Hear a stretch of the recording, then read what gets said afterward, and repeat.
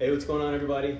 Today I want to go over a video that I did with my kids a little while ago over the 10 Essentials with Scouts. If you watch that video, which I recommend watching it was a fun video. It was long and clunky and slow. The kids were like holding the camera on me as they walked backwards through the thick area of the backyard. So it was just kind of hard to shoot. It was fun though. But it ended up being a really long version of what I want to do right now, just talking about the 10 Essentials. I know if you're in Boy Scouts and you see the 10 Essentials, oh, okay, I can read that. You know, I want to go over actually talking a little bit about it versus just seeing it on a piece of paper. So we're going to talk about it, I'll pack it as I go, and we'll see how it goes. All right, first with rain gear. I know rain gear seems super simple, but there's more to it than just a poncho. Personally, I hate wearing ponchos. They're big and they're floppy and they just get all over the place. And you always feel like you get wet anyway, even if you're wearing a poncho. So, you know, the thing to do is to wear a rain suit where you've got your pants. I got pants in here. I don't need to pull them out because you guys know what pants look like. But these are rain pants. And I got my rain jacket right here. Same thing, but it's in jacket form, right? All right. Then I got rain jackets for my kids as well, because the 10 Essentials apply to everyone who's out with you and not just you. They got their pants too, they're just not right here.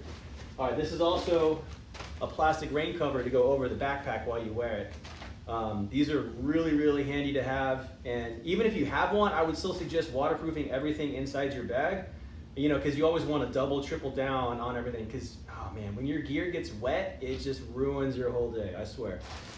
But we got that. Cool, rain gear's down. Next, you're gonna go over water. Again, for all my videos so far, I've shown this basic, blue backpack. I got a 3-liter Camelback right here with the hose sticking out. I also always bring at least one Nalgene full of water because I like to drink water and you should too. Just all throughout the day, just be sipping on water, no matter what you're doing. Even if you're sitting around, sip on water. You know, most people in America are dehydrated right now and they don't even know it. So if you're dehydrated Monday through Friday, and then you go on a 10-mile hike on Saturday, you're gonna be super dehydrated Sunday morning. Food. All right, for all my videos so far, I've used these same little bags of Goldfish and Cheez-Its. They're getting pretty worn out, but I wanted to talk a little bit about something else. Again, so this is just simple, these are just carbohydrates, right? Your body needs more than just carbs. One thing that I like to do when I'm on the trail, if I have water available, is to bring supplements.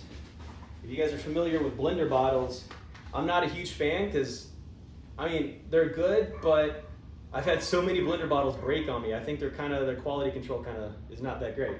But one of the cool things they do is you can buy them, but come with these interlocking containers. So in these, I've got amino acids, multivitamin, protein, something that I can mix and drink along with me as I go along on the hike or whatever I'm doing. If you don't want to bring all this with you, you got the bottle. They made it to where you can fit a container inside right here. And it's super simple, watch. If you guys aren't familiar with these, you can go to GNC, go to most department stores. I got protein right here. Good car. Dump it right there in the bottle, add some water, and you've got a meal, like right away. It's not very filling, but hey, it's something. Your body absolutely needs protein or carbohydrates or fat, you know, whatever kind of powder you're gonna put in there. Something similar to the blender containers that you also might be able to find. There's a lot of little variations of this guy right here. It's just a funnel, you know, obviously, and I got meal powder in there. So if you got a little water bottle, in this case, I have a little Powerade bottle. You just take the little end off. Got water in there.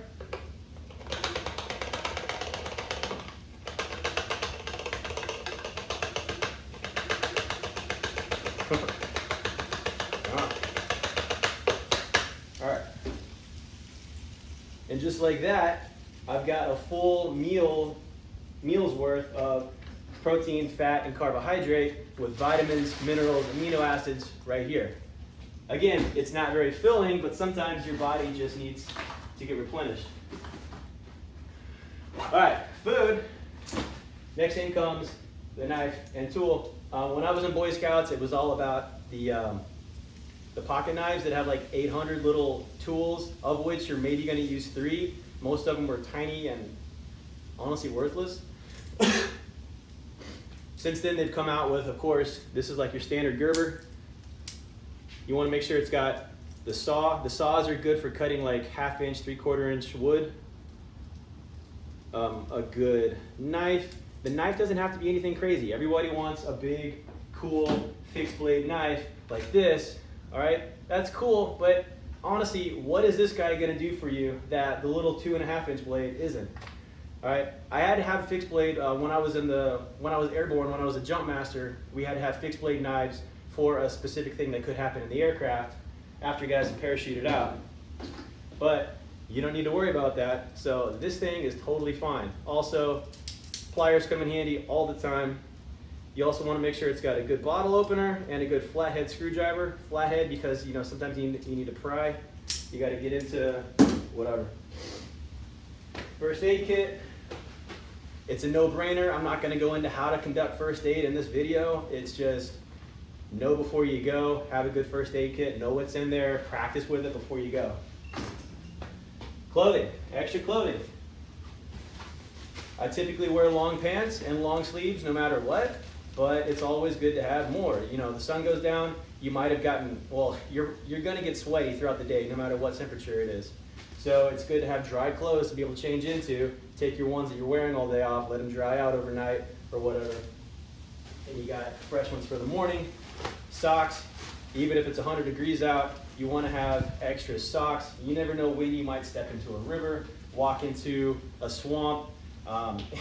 If you're walking in the morning, there still might be dew on the ground. I've had it happen so many times. I'm walking through like 1.5 foot tall grass, and it's a beautiful summer, late spring day out, and suddenly my feet are soaked and cold because I just walked through 1/2 mile of tall grass that was still wet from the dew that morning.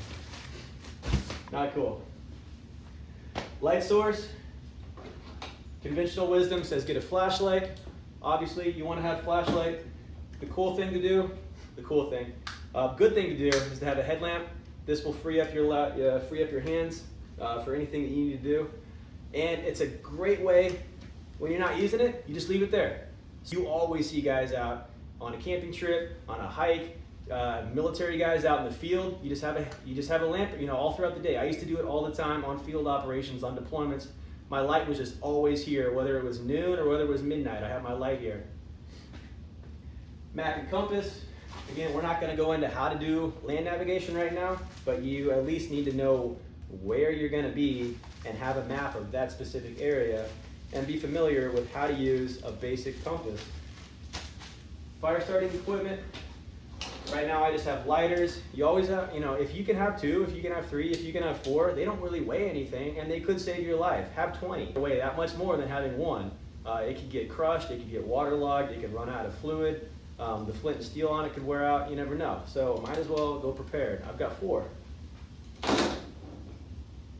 You can also have matches, of course. Matches, you want to make sure they're strike anywheres and they're waterproofed. Flint and steel, of course, also. You rain down the sparks over the dry leaves or pine needles, whatever, get that fire going. Sun protection is the last thing. That, of course, is more than just having sunscreen on. I always wear long sleeves, and I always wear a hat as well. Hat will keep the sun off your face to a good extent, and obviously the sleeves will keep the sun off your arms. I hate sunburns. They are terrible. All right, they're the worst. Okay, so if you got these 10, you're square, you should be good. You know where you're going, you got what you need. I put some other considerations here because the 10 Essentials, they've been around forever. Technology has changed a lot since then. I'm an Eagle Scout. I should probably know when the 10 Essentials, were created, but it's just ever since I was a kid that they've just always been. So they were around before cell phones, before smartphones, before you could have a map, before you could take pictures on your phone. People are using their phones and their tablets and bringing out laptops to the field a lot more than they used to. So I would have a power bank for sure. On top of a power bank, I would have some sort of signaling device.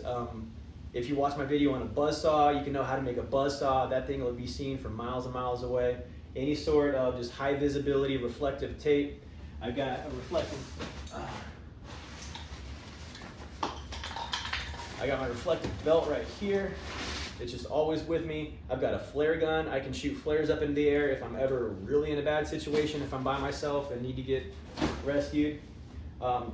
Following right into that is a whistle. Whistle is such a simple, effective way to draw attention to yourself. I mean, even today, we would use them in the Army all the time. It's a good signaling device. 3 blasts on a whistle signals that you're in trouble. Cordage, that's paracord, rope, 550 cord, bungee cords, any sort of cord, any sort of extra shoestrings. You never know when that can come in handy. So, all right guys, today we went over the 10 essentials: rain gear, water, food, knife or tool, first aid, clothing, light source, map and compass, fire starter, and sun protection. If you got those things, you got a good start and you can just build from there. All right guys, thanks for watching. We'll be back later with more.